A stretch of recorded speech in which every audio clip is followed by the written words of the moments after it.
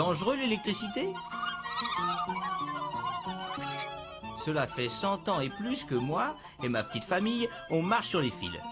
Oui, mais il n'a jamais essayé, l'oiseau, de marcher sur les deux fils en même temps. Là, il verrait. Nous, on sait que si on met une lampe entre deux fils, le courant arrive par un fil, passe par la lampe et repart par l'autre fil. Cela fait de la lumière, c'est parfait. Mais votre corps, lui aussi, conduit l'électricité. Et dès qu'il lui passe de l'électricité dans votre corps, cela ne fait pas de lumière, non, mais votre cœur risque le pire. Et puis l'eau, la terre, tout cela aussi conduit l'électricité et peut servir de fil. De sorte que, si notre charmant oiseau se branche entre un fil et le sol, voilà ce que ça fait. Et puis les murs de votre immeuble, le béton armé, les tuyaux, c'est exactement comme le sol. De sorte qu'au premier ou au 50e étage, il peut se passer exactement la même chose qu'en bas. Et je m'empresse de dire que cela marcherait tout aussi bien, je veux dire tout aussi mal, avec vous et moi. Mais ce n'est pas la peine d'essayer.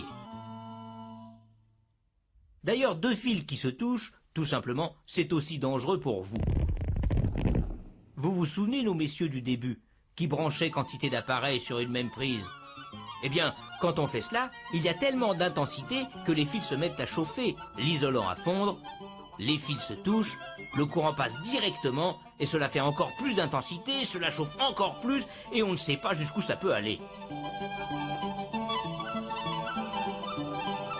Heureusement que maintenant, sur votre installation électrique, il y a différents ustensiles pour vous protéger. Partant du réseau triphasé, il y a généralement deux fils qui arrivent chez vous. Un fil de phase et un fil de neutre. Sur le trajet des deux fils, on trouve d'abord un compteur électrique. Puis un premier monsieur qui s'occupe de votre sécurité, le disjoncteur. À partir de là, pour alimenter les différentes parties de la maison, on fait plusieurs sous-circuits avec chacun un fil de phase et un fil de neutre. Et sur chacun de ces sous-circuits, d'autres messieurs sécurité, des coupe-circuits ou fusibles comme on les appelle. Bon alors, vous branchez votre lampe sur une prise, le courant ne passe pas encore, remarquez. Il y a un interrupteur sur le fil de phase. Vous fermez l'interrupteur, le courant passe dans la prise, dans la lampe, revient par l'autre fil et retourne au réseau. Mais si vous essayez de faire la même chose que nos messieurs, que va-t-il se passer? Eh bien, le fusible va se dire « Oh là là, il y a beaucoup trop de courant qui me passe dedans !» Alors, il chauffe, et dans un dernier salut à sa patrie électricité, il se sacrifie, fond, et le circuit est coupé. Le disjoncteur, lui, surveille tous les circuits. Dès qu'il voit passer trop de courant, c'est-à-dire dès qu'il y a un problème quelque part, ou si un fusible ne fait pas son devoir, lui, clac, il ne fait pas de détails, il coupe tout.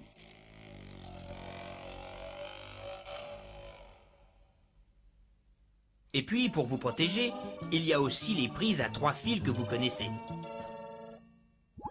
Et à quoi sert-il au juste, ce troisième fil? Eh bien, supposons que dans votre réfrigérateur, il y ait un fil qui se soit cassé et qui touche la carcasse.